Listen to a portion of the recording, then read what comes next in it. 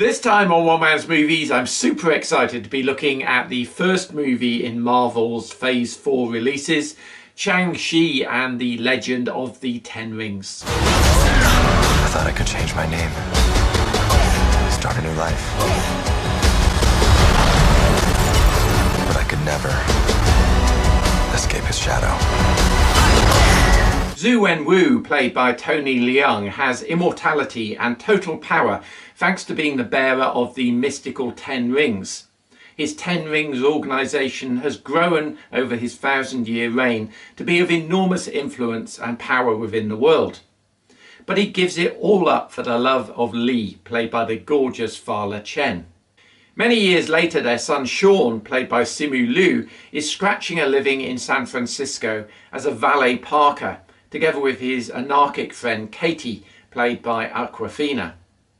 But their happy, carefree lives are about to be torn apart as his father comes after him on a mission of revenge. Now, I'm not a great fan of martial arts movies, so I wasn't sure I was really going to enjoy this one much. But I had an absolute blast with it. The script has a Shakespearean level of family angst about it, and it drives along with enormous energy.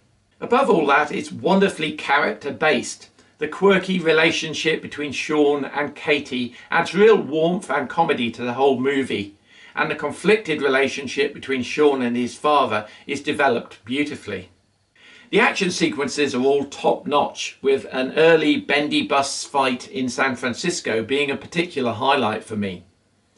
It's made all the more exciting knowing that Simu Liu did all his stunts, the first Marvel leading character to actually do that. The good news for film fans who are not Marvel fans is that this film is pretty accessible to you.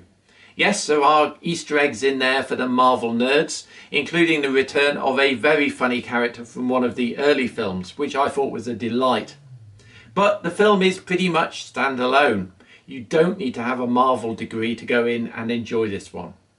What just tarnished this from being a 5-star film for me was that it descended in the finale into a Kong vs Godzilla style of CGI fest. Just a blur of CGI action across the screen that made me wonder at times what the hell was going on.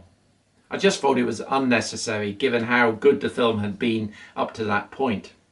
So I'm giving Shang Chi and the Legend of the Ten Rings 4.5 stars out of 5, making it a...